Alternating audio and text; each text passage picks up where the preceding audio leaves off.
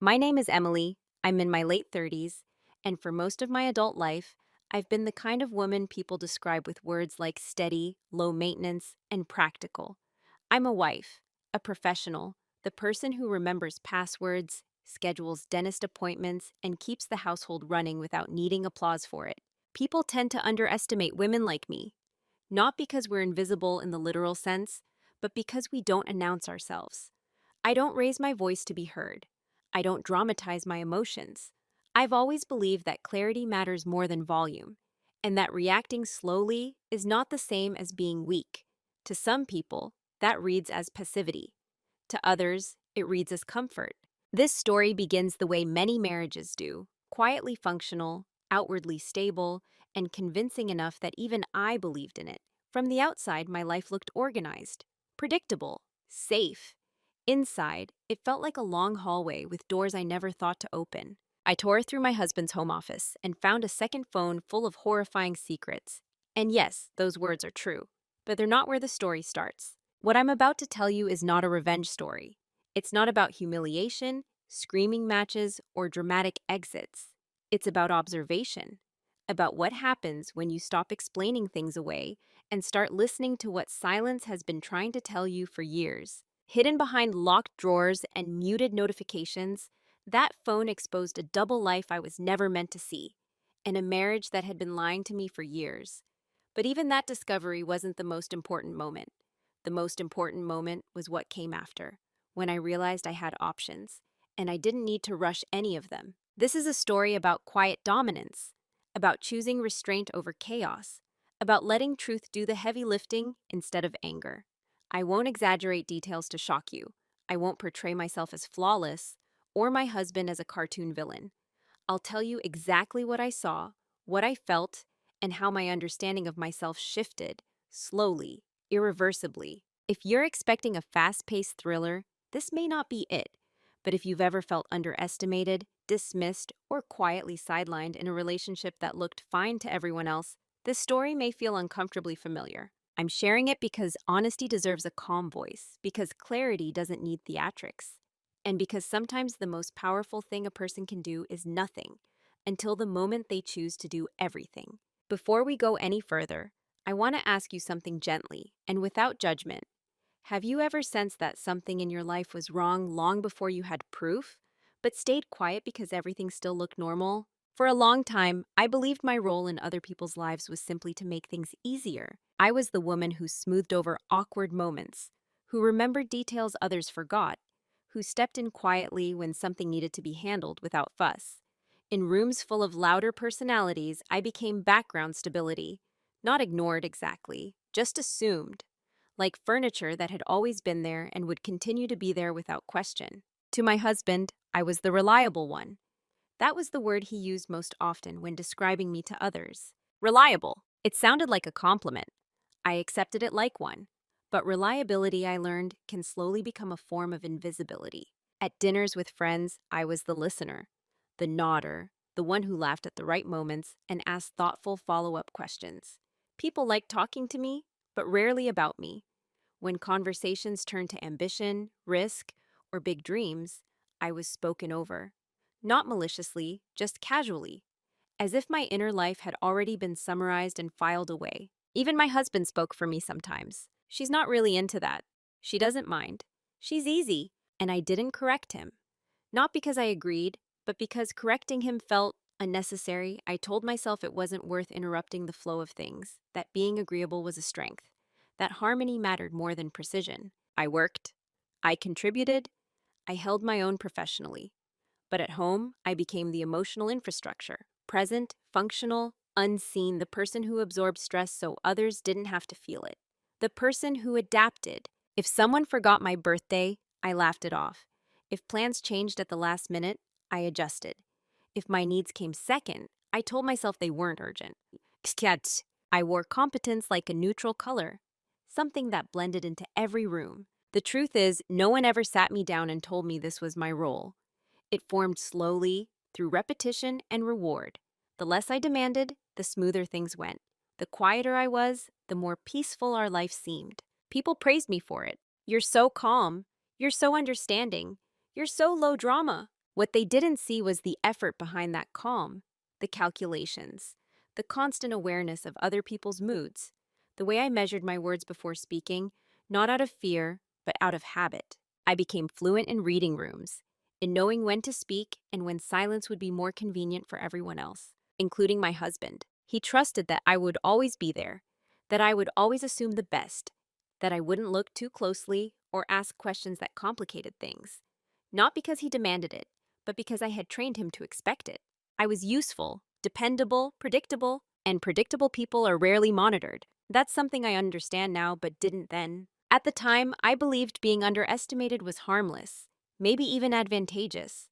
I told myself that not needing attention meant I was emotionally mature, that wanting more would be selfish, that my value came from stability, not visibility. I confused endurance with virtue. There were moments, small fleeting ones, when I felt a quiet discomfort, a sense that something about my position in the marriage was slightly off balance. But discomfort without evidence is easy to dismiss, especially when life looks orderly on the surface. So I stayed where I was. I stayed agreeable. I stayed calm. I stayed quiet. And in doing so, I became exactly who they expected me to be. Not fragile, not naive, just unnoticed. At least that's what they believed. The first moment didn't feel important when it happened. That's the thing about small cuts. You barely notice them until you realize you've been bleeding for a while. We were at a small gathering, nothing formal, just colleagues and their partners, standing in a living room with glasses in hand, making the kind of polite conversation people make when they don't know each other well enough to be honest. Someone asked my husband how he managed his workload so efficiently, and without even glancing at me, he smiled and said, "I don't really have to think about things at home. Emily handles all of that." There was a laugh, a nod. Someone said, "That must be nice." And that was it. The sentence landed, passed, and disappeared into the room like it meant nothing. No one reacted. No one questioned it. Not even me. But something about the way he said it stayed with me. Not the words themselves, but the certainty, the assumption. The way my presence had been reduced to a system that ran in the background so he could focus on more important things. On the drive home, I replayed it in my head. I told myself I was being sensitive, that he meant it as praise, that he trusted me. That's what I always told myself. Later that night, as we were getting ready for bed, I mentioned it casually. Not accusing, just curious. "Earlier," I said, "when you said I handled everything at home, what did you mean by that?" He didn't look up from his phone. "You know, you're just good at that stuff." That was the end of the conversation. No malice, no defensiveness, just dismissal so smooth it barely registered. I remember lying awake afterward, staring at the ceiling, wondering why such a small exchange felt so sharp. I had handled everything at home. That was true. So why did it feel like something had been taken from me rather than acknowledged? I didn't push the thought further. I rarely did back then, because pushing meant friction, and friction meant being difficult. And being difficult was something I'd trained myself not to be. Over the following weeks, that same tone appeared in other places. Decisions that affected both of us were announced, not discussed. "Oh, by the way, I told them we'd host. I'm staying late tonight. You'll figure dinner out, right?" Always phrased as statements, never questions. And every time, I complied. Not because I had to, but because correcting him felt like overreacting.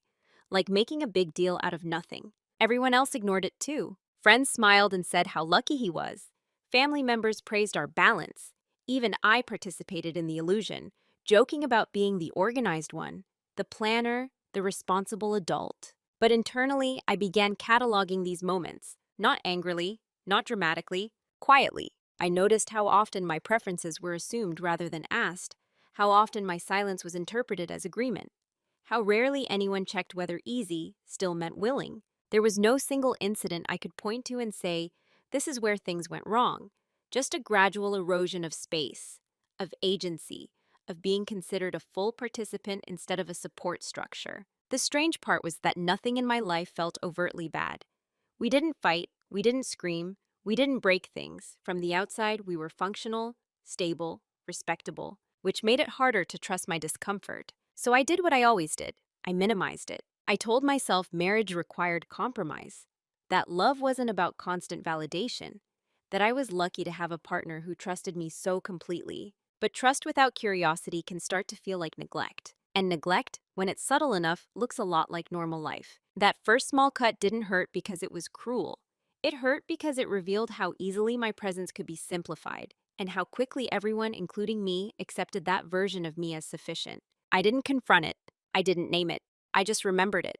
What happened slowly is harder to resist. Once that first small cut healed over, others followed. Not deeper, just frequent enough that I stopped flinching. And when you stop flinching, you start telling yourself nothing is wrong. Disrespect rarely announces itself.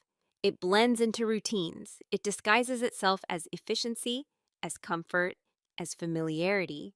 And because nothing dramatic happens, you don't feel justified calling it out. So I didn't. I learned to expect that plans would be made without my input, that my schedule was flexible by default, that my time was expandable in ways his never was. If something needed to give, it was usually me.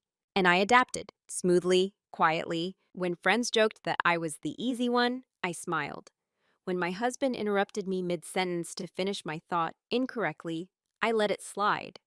When he forgot things that mattered to me but remembered details that mattered to him, I reframed it as a difference, not disregard. I became very good at explaining things away. He's just stressed. He doesn't mean it like that. This isn't the hill to die on. Those phrases became a mental reflex, a way to maintain peace without ever checking whether peace was mutual. I also noticed something else. The more I stayed quiet, the more people assumed I had nothing to say. Not out of cruelty, but convenience. Silence creates a vacuum that others fill quickly. At dinners, I stopped being asked what I thought. At gatherings, people spoke around me instead of to me. If I offered an opinion, it was acknowledged politely, then overridden. And still I stayed. Because leaving didn't feel justified. Because unhappiness without chaos feels illegitimate. Because nothing was wrong enough. I told myself I was being mature. That emotional intelligence meant not reacting to every slight. That strength looked like patience. But patience without boundaries isn't strength, it's erosion. I could feel myself shrinking, not in confidence, but in presence. I was still competent, still capable, still observant, but I was folding inward, making myself easier to overlook. And what disturbed me most was how normal it began to feel. I stopped expecting consideration. I stopped waiting for acknowledgement. I adjusted my expectations downward and called it realism. There's a particular loneliness that comes from being surrounded by people who think they know you, when what they know is only the version of you that never asks for more. My husband didn't wake up one day and decide to disrespect me. He simply learned over time that he could move freely without checking in, and nothing bad would happen. And he was right. Nothing bad happened, at least not outwardly. Inwardly, something was changing, not anger, not resentment, something quieter, a sharpening, a sense of awareness that replaced the need to be understood. I began listening more than speaking, watching patterns instead of moments, noticing inconsistencies, not reacting immediately. It wasn't strategic yet. It wasn't conscious. It was instinctive. Like a part of me had decided to stop volunteering explanations. I didn't announce this shift. I didn't confront anyone. From the outside, I was the same Emily I'd always been, calm, agreeable, reliable. But internally, I stopped giving the benefit of the doubt automatically. I started observing, and observation, I would later realize, was the beginning of everything. Roles don't usually come with instructions. They come with expectations. By the time I noticed mine clearly, it had already solidified. Not because anyone forced it on me, but because everyone, including me, behaved as though it was obvious. I was the reliable one, the stabilizer, the woman who didn't need much and therefore didn't get much. I was expected to adapt, to accommodate, to fill gaps without being asked. And when you perform a role well, people stop imagining you any other way. My husband relied on that version of me completely. He didn't ask whether I wanted to handle things. He assumed I would. If something slipped, he seemed surprised, almost confused, as if a system had malfunctioned. "You're usually so on top of things," he'd say. Usually, as though my competence was a constant, not a choice. I realized then that my value in his eyes wasn't emotional depth or partnership. It was efficiency, predictability, the comfort of knowing I wouldn't disrupt his life with inconvenient needs. I wasn't a priority. I was infrastructure. And infrastructure only gets attention when it fails. Friends reinforced it without realizing. When something needed organizing, they looked to me. When conflict arose, They expected me to smooth it over. When emotional labor was required, it quietly became mine. No one meant harm, but meaning no harm doesn't prevent harm. What struck me was how rarely anyone asked how I was doing, because I never gave them reason to worry. I'd become so good at functioning that my inner life became irrelevant to the people around me. Even to myself, I didn't resent them for it. That would have been easier. Resentment creates distance. What I felt instead was clarity. I saw how my silence had shaped their expectations, how my reliability had made me invisible, how being low drama had translated into being low consideration. And still, I didn't confront it. Because confrontation would have required energy I wasn't ready to spend yet. It would have required me to explain feelings I was still understanding myself. So I stayed in the role, but I stopped believing in it. I fulfilled expectations outwardly while detaching inwardly. I watched how quickly people adjusted when I wasn't immediately available, how irritation surfaced where gratitude never had, how my absence, even momentary, was noticed only when it inconvenienced someone. That was instructive. It taught me that my role wasn't about who I was.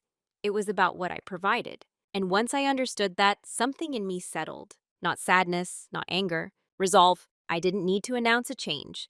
I didn't need to demand recognition. I just needed to stop performing automatically. That was when I realized something important. The role I had been assigned depended entirely on my participation. And participation, unlike love, is optional. There was no argument, no discovery, no dramatic moment that forced my eyes open. Just a quiet afternoon that should have been forgettable. I was alone in the house, folding laundry that had been sitting in the dryer longer than it should have. Sunlight came in through the window in that soft, late-day way that makes everything feel slower. My phone was on the counter, face down. No notifications, no urgency. And for the first time in a long while, I noticed how tired I was. Not physically, not emotionally in the obvious sense. Tired of being prepared. Tired of anticipating. Tired of existing in a state of readiness for other people's needs. I sat down on the edge of the bed and didn't move for a long time. The house was quiet. No one needed anything from me in that moment. And instead of feeling relieved, I felt exposed. Because without someone else's expectations filling the space, I had to sit with my own thoughts. And one thought kept repeating itself, calmly and without accusation. When was the last time anyone checked in on you without needing something? I tried to answer it honestly, I couldn't. That was the moment something shifted. Not outwardly, but internally. A subtle realignment, like a weight moving from one side of a scale to the other. I realized I had been measuring the health of my marriage by its lack of conflict instead of its presence of care.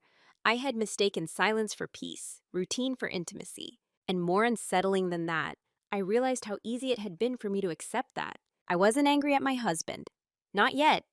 I wasn't even disappointed. I was aware. Aware that I had slowly disappeared inside a role I helped create. Aware that no one was going to notice unless I changed something. But I didn't change anything right away. I didn't confront him when he came home. I didn't ask for reassurance. I didn't demand attention. I watched. I paid attention to how the day unfolded, how he spoke, how little curiosity there was about my inner world. Not because he was cruel, but because he was comfortable. And comfort, I realize, can be dangerous when it's one-sided. That evening, as we sat across from each other eating dinner, he talked about his day. I listened, I asked questions, I nodded in the right places. And at some point, he stopped mid-sentence and said, "You're quiet tonight." I smiled and said, "Just tired," which was true, but not in the way he thought. That night, lying in bed, I didn't spiral. I didn't cry. I didn't plan. I just decided one thing very clearly. I was done filling the silence automatically. From that day forward, my quiet would no longer be a default. It would be a choice. And that choice, small as it seemed, changed the direction of everything that followed. Once silence becomes intentional, people misread it. They assume you're tired, distracted, uninterested.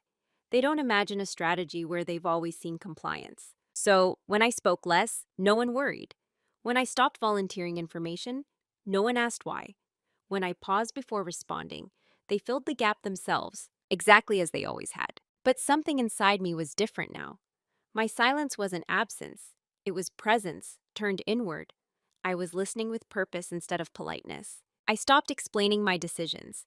I stopped smoothing over discomfort. I stopped offering reassurance before it was requested. Not abruptly, not dramatically, just enough to create space. At first, nothing happened, which confirmed something important.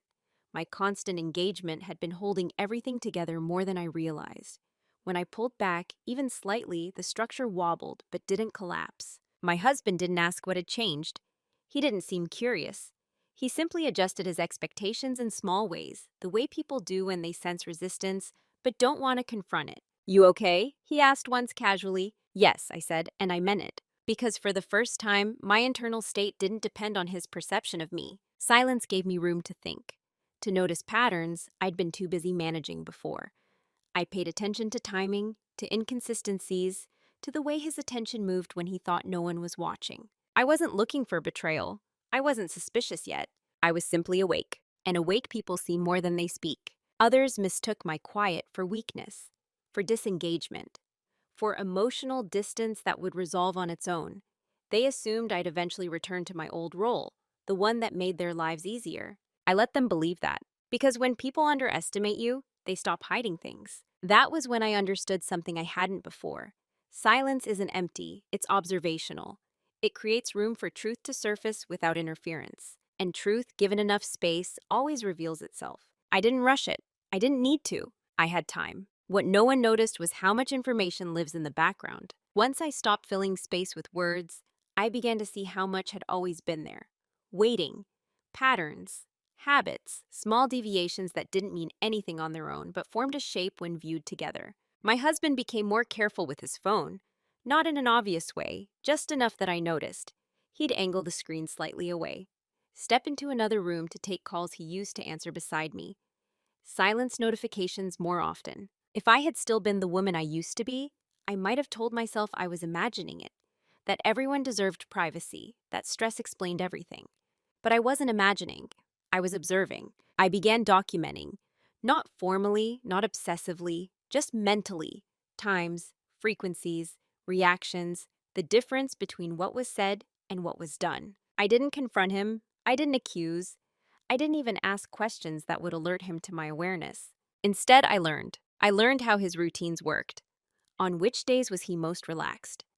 In which moments was he distracted? Which details he assumed I wouldn't notice because I never had before? I also learned about myself. I learned that patience, when paired with clarity, is powerful, that restraint isn't passive, it's preparatory, that people reveal more when they believe there's no threat. And there was no threat, not yet. My silence had created a false sense of safety, a belief that I was still the same Emily, the one who didn't pry, the one who trusted without verifying. He underestimated me because I had trained him to, so I let him. Behind the scenes, I began positioning, not for confrontation, but for understanding. I paid attention to financial patterns, shared accounts, subtle shifts. I reacquainted myself with details I'd once delegated out of convenience. I didn't feel anger. That surprised me. What I felt was focus. Because once you stop reacting emotionally, you can see clearly. And clarity is quieter than rage. Everything I needed was already there. I just hadn't been looking. And the more I observed, the more I realized how much had been hidden in plain sight. Not because it was invisible, but because no one thought I'd ever look closely. They were wrong. I didn't find it in a moment of anger. That matters. There was no argument beforehand. No suspicion driving me through drawers with shaking hands. The day I went into his home office, my mind was clear, almost detached. I was looking for a document related to our insurance, something mundane, something ordinary. That's often how the most important truths surface, disguised as routine. His office had always been his territory, not forbidden, exactly, just respected. I had no reason to search through it before, or rather, I had given myself none. That day, I opened drawers slowly, methodically, not hurried, not nervous. And then I noticed one that resisted slightly, locked. That alone wouldn't have meant much if not for everything that came before it. Patterns make details meaningful. I paused, took a breath, retrieved the spare key I knew we kept for just in case. I remember thinking how strange it was that I knew exactly where it was. The drawer opened. Inside, beneath papers that looked deliberately dull, was a second phone, muted, powered on, hidden carefully enough to avoid discovery, but not carefully enough to escape someone who was finally paying attention. I didn't rush to unlock it. I sat there for a moment, phone in my hand, feeling an unexpected calm. No spike of adrenaline, no panic, just confirmation. When I did turn it on, what I saw wasn't shocking in the cinematic sense. No single image screamed betrayal. What it revealed was worse, because it was sustained, intentional, a pattern of deception built over time. Messages, contacts, entire conversations that assumed I didn't exist. A parallel life, not chaotic, not reckless, but organized, maintained, hidden with the same efficiency he'd always admired in me. There were muted notifications timed to avoid overlap with our shared life, names saved under aliases, schedules that explained absences I'd never questioned because I trusted the explanation that came with them. I scrolled slowly, carefully. I didn't cry. I didn't stop to reread anything twice because clarity had arrived fully formed. This wasn't a mistake. This wasn't confusion. This wasn't loneliness. This was a choice. And suddenly, everything made sense. The assumptions, the dismissals, the comfort he carried so easily. He hadn't just underestimated me, he had built his double life on that underestimation. I put the phone back exactly where I found it, locked the drawer, returned the key. No confrontation, no immediate reaction, because the moment you discover leverage is not the moment to reveal it. What I felt wasn't devastation, it was finality, the kind that doesn't rush, the kind that clarifies options instead of collapsing them. I left the office quietly and went about my day as if nothing had changed, but everything had. After you know the truth, time behaves differently. Hours stretch, moments slow down, every interaction becomes layered. What's being said on the surface, and what you now understand beneath it. That evening, my husband came home as usual. He greeted me, asked about my day, told me about his. The choreography was familiar, almost comforting in its predictability. And I realized something unsettling. If I said nothing, this life could continue exactly as it was. I had options. I could confront him immediately, demand explanations, watch him scramble for excuses, listen to apologies shaped by fear rather than honesty. I could explode, expose everything, force a reckoning that would be loud enough to feel justified. I could also stay, pretend I hadn't seen anything, let the knowledge hollow me out slowly while maintaining the illusion everyone else found so convincing. Or I could choose something else entirely. That was the real decision point. Not whether to leave or stay, but whether to act from emotion or from clarity. I sat with that choice longer than most people would understand. Not because I was afraid, but because I was deliberate. I needed to know which path aligned with who I was becoming, not who I used to be. Revenge didn't interest me. Neither did martyrdom. What I wanted was agency, so I made a decision that night, not to confront him, not to expose him, not to demand truth. I decided to prepare. Preparation is quiet. It doesn't announce itself. It looks like normal life is continuing, while the foundation shifts underneath. I went to bed beside him, listening to the rhythm of his breathing, aware that this was the last night I would ever be ignorant. Last night, I would mistake comfort for intimacy. From that point on, everything I did would be intentional. There would be no impulsive moves, no emotional ultimatums, no moments he could later reframe as an overreaction. I would move in a way that left no room for denial, least of all my own. And once that decision was made, something unexpected happened. I slept deeply, because certainty, even painful certainty, is more restful than doubt. Preparation doesn't look like preparation from the outside. It looks like routine, like continuity, like a life proceeding exactly as it always has. That's why it works. In the days after my decision, I didn't change my tone, my schedule, or my expressions. I didn't grow colder or more distant. I didn't suddenly become hyper-attentive either. I stayed balanced, carefully, intentionally balanced, because imbalance attracts attention. And attention was the one thing I couldn't afford yet. What I did instead was begin to move quietly through the systems of our shared life. The parts most people trust without inspecting are those that they assume stability equals safety. I started with information, not digging, not snooping, simply reclaiming awareness over things I had once delegated because it was easier to let him handle it. Financial logins, account statements, insurance policies, long-term commitments that spanned years rather than months. I told myself I was just getting organized. No one questioned that. They never had. I reviewed documents slowly, without judgment. I wasn't looking for proof of wrongdoing anymore. I already had that. What I needed now was context, structure, understanding how our life functioned beneath the surface. What depended on what? What could be changed quietly? What required timing? I noticed how many things were set up under his name alone. Not maliciously, perhaps, but conveniently. I noticed where my name appeared by default and where it appeared because I'd insisted years ago and then forgotten about it. That too was instructive. Next came consultation, not the dramatic kind. No whispered confessions or emotional unloading. I asked neutral questions, hypothetical ones, framed around planning, future considerations, just wanting to understand. People answer hypothetical questions very honestly. I learned what I needed to learn, and still nothing changed outwardly. At home, I continued cooking dinner, asking about his day, sitting beside him on the couch in the evenings, listening to stories I now understood were incomplete by design. It would have been easy to hate him then, but hate requires engagement, emotion, energy. What I felt instead was distance, a calm detachment that allowed me to observe him as he was, rather than as I'd imagined him to be. He didn't suspect anything, not because he was careless, but because he was comfortable. He believed the version of me he'd lived beside for years was still intact. That belief made him sloppy in small ways. He forgot to hide his relief when I didn't ask follow-up questions. He underestimated how much I remembered because I no longer reacted in the moment. Silence, when sustained, becomes a mirror. People reveal themselves in it.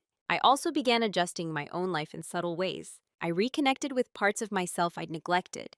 Not dramatically, not ceremonially, just practically. Interests, capabilities, skills I'd let atrophy because they weren't necessary in the role I'd been playing. I wasn't reinventing myself. I was restoring myself. There's a difference. I paid attention to my emotional state throughout all of this, watched for signs of bitterness, impulsiveness, or self-deception.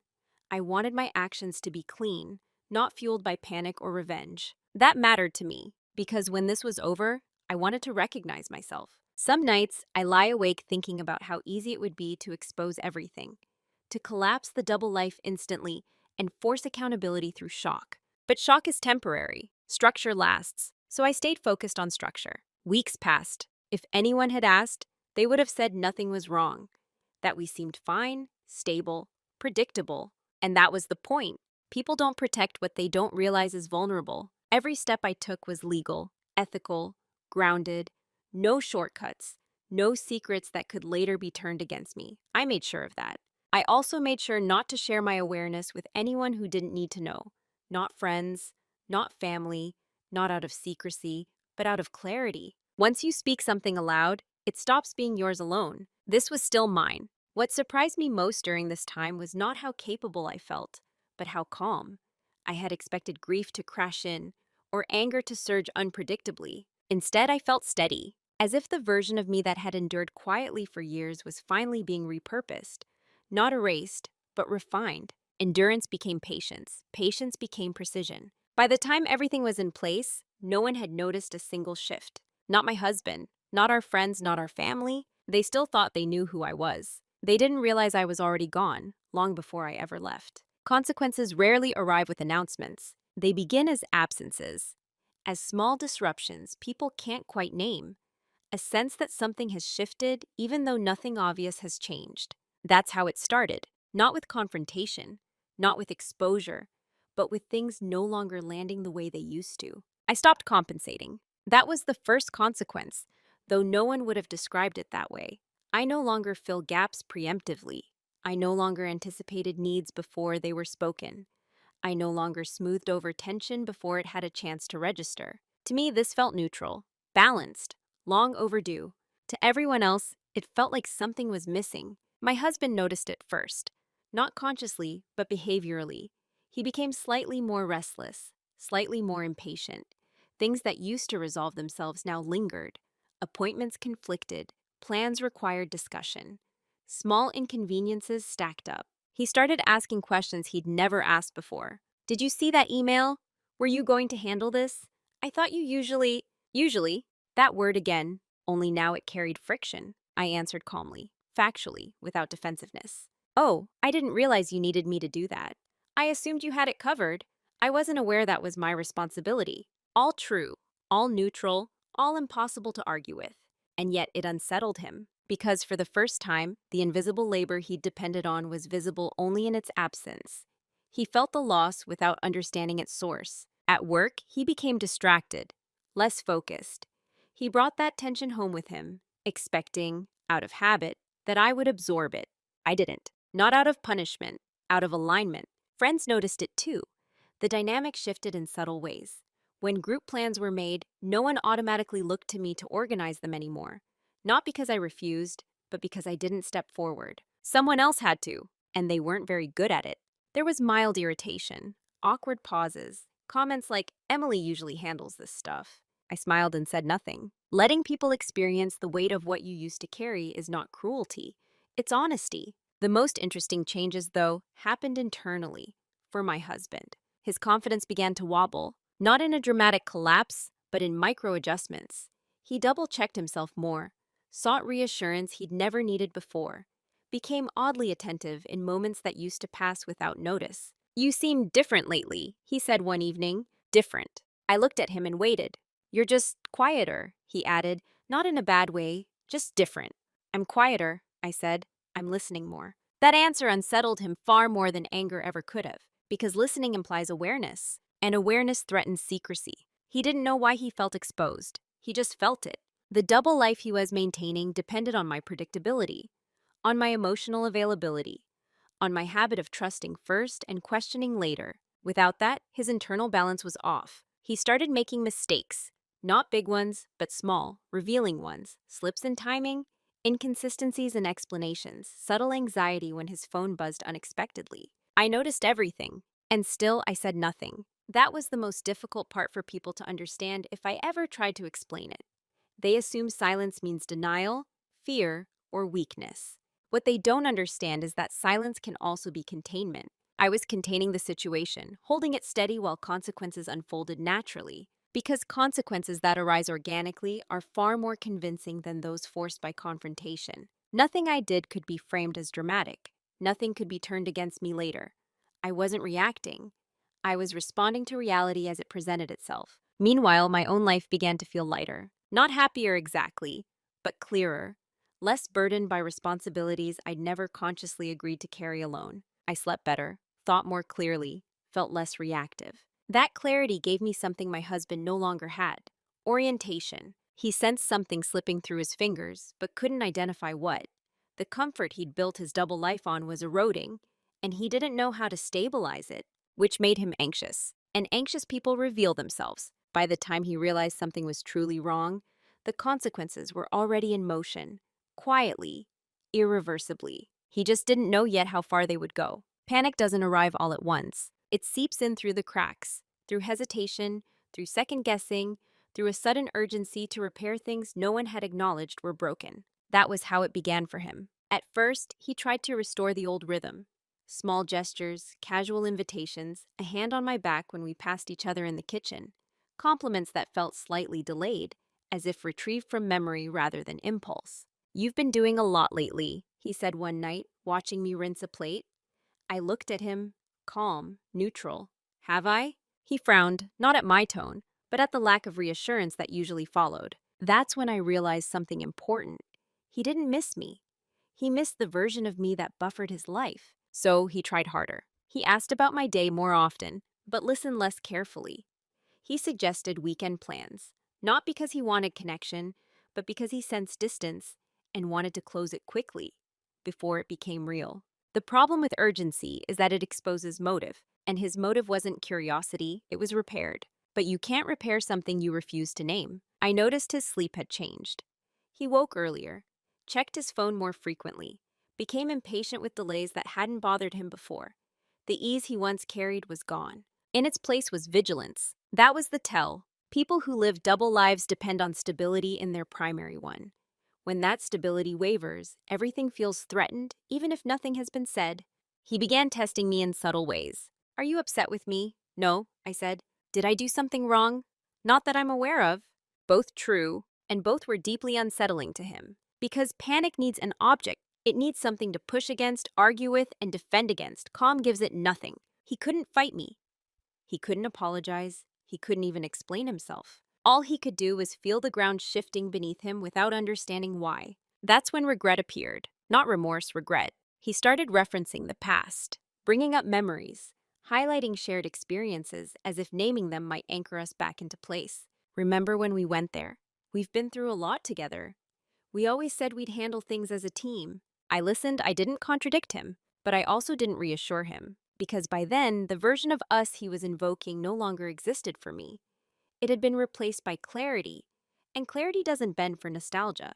I could see the confusion in him, the way he oscillated between confidence and doubt, between assuming everything would return to normal and sensing that normal had already passed us by. He tried to be more transparent without actually being honest, shared surface level details, offered access selectively, as if transparency were something you could perform without risk. It was too late for that. Transparency after discovery isn't generosity, it's damage control. And I could tell he knew it, on some level. The house felt different then. Not tense, just hollow, like a place where sound didn't quite settle, where conversations ended without resolution and eye contact lingered too long. He began asking questions he'd never asked before. What do you want? Are you happy? Do you feel appreciated? Those questions asked now felt almost cruel, not because they were wrong, but because they came after years of certainty that he didn't need to ask them. I answered honestly. I'm clear, I said once. Clear about what? He asked. I paused. Myself. That was when I saw it in his face. Not fear, exactly. Something closer to loss. Because clarity doesn't negotiate. He couldn't charm his way back into comfort. He couldn't overwhelm me with affection or distract me with plans. The emotional shortcuts he'd relied on no longer worked. And that frightened him. He became restless, started staying up later, leaving earlier, trying to regain control of a situation that no longer responded to his usual adjustments. What he didn't understand was that control had already shifted, not through confrontation, not through exposure, but through finality. There's a moment, quiet, internal, when you know something cannot be repaired because you no longer wish to repair it. That moment had already passed for me. I watched him cycle through confusion, regret, and a kind of muted desperation. I felt no satisfaction in it, no pleasure, just distance. Because by the time panic arrives, the decision has already been made. He was trying to fix something that no longer belonged to him, and I was no longer waiting to be understood. The opportunity to save the marriage hadn't been lost when I found the phone. It had been lost years earlier, when my silence was mistaken for consent and my endurance for loyalty. Now all that remained was the truth moving toward daylight, slowly, inevitably, and nothing he did could stop it. I didn't plan the confrontation for a dramatic moment. No anniversaries, no public settings, no symbolic dates that could later be used to romanticize or distort what happened. I chose an ordinary evening, dinner finished, dishes done. The house settled into that quiet hum it always had after dark.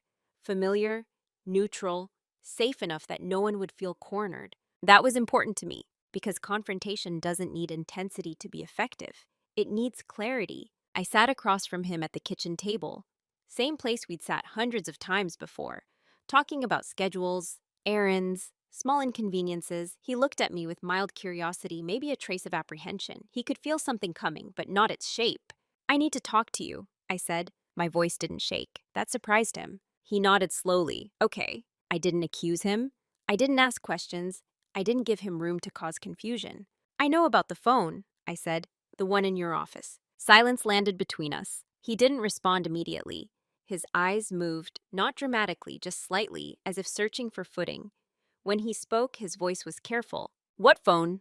That was the reflex. Automatic, unthinking. I didn't react. It's in the locked drawer, I continued.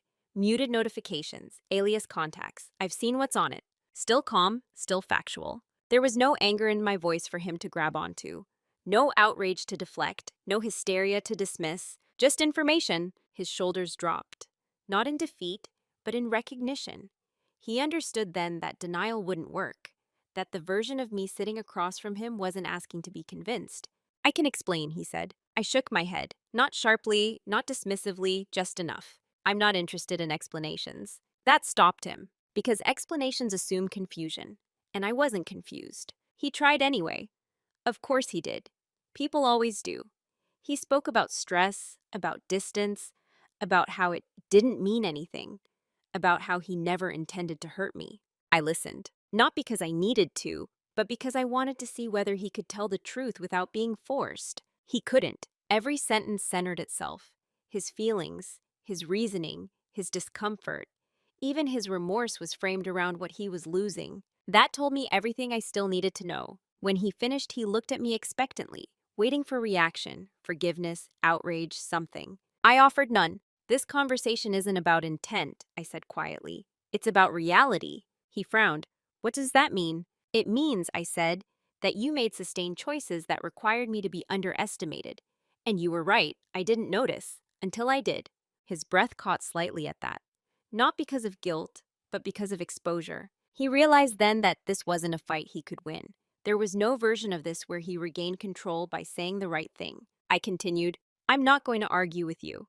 I'm not going to beg for honesty now that it's convenient, and I'm not going to negotiate my clarity. His voice tightened. So what are you saying? I met his eyes fully then. Calm, present, unmoved.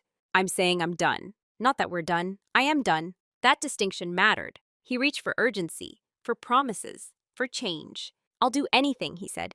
We can fix this. I'll end it. I'll give you access to everything. Therapy, transparency, whatever you want. I believed he meant it, but meaning it now didn't matter. You're offering repair, I said, because you're afraid of losing comfort, not because you've suddenly become honest. That's not fair, he said sharply this time. I nodded once. Doesn't have to be fair. It just has to be true. That was the moment his composure cracked. Not explosively, but inwardly. I saw the panic fully then, the realization that this wasn't a conversation. It was a conclusion. You didn't even give me a chance, he said. I held that for a moment. I gave you years, I said. I gave you silence you mistook for acceptance, stability you used as cover, trust you didn't protect. My voice didn't rise. I'm not angry, I added, but I'm not available anymore. That phrase landed harder than anything else I said. Unavailable, because it didn't invite a response. It closed the door. He asked questions after that, tried to understand logistics, timing, whether this was final or just space. I answered only what needed answering. Yes, I had already made arrangements. Yes, I had thought this through. No, I wasn't reconsidering. The calm unsettled him more than shouting ever could have. There was no emotional chaos to navigate, no narrative where he could be the remorseful man fighting for redemption. I wasn't fighting him. I was leaving him behind. When the conversation ended, there was no slam of doors, no raised voices, no dramatic collapse. I stood up, told him I would be staying elsewhere for a while. Picked up my bag, already packed, already decided. At the door, he said my name, just once. I turned, not to comfort him, not to reassure him, just to acknowledge that I'd heard. Then I left. What surprised me most wasn't how strong I felt, but how intact. I hadn't abandoned myself to make a point. I hadn't become someone else to escape.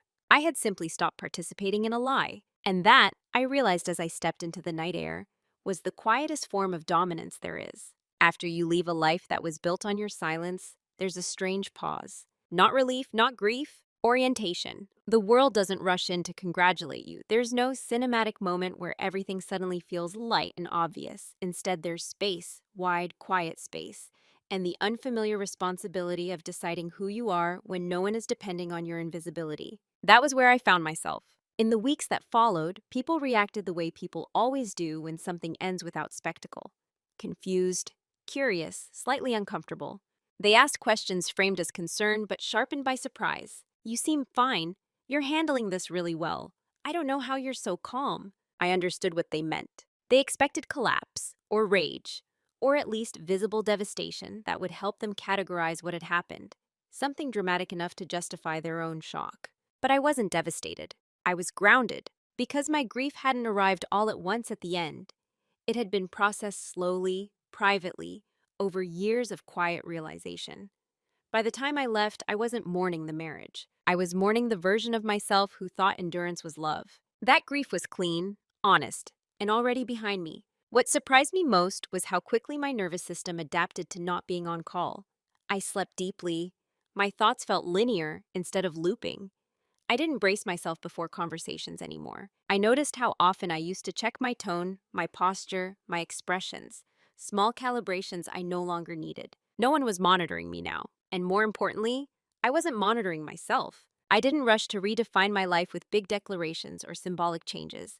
No dramatic reinvention, no need to prove anything. I focused on precision. I chose how I spent my time. I noticed what energized me and what drained me. I paid attention to the difference between peace and numbness and chose peace. I also noticed something subtle but powerful. People treated me differently, not because I announced boundaries, but because I embodied them. I spoke less, but with more weight. I no longer softened statements to protect other people's comfort.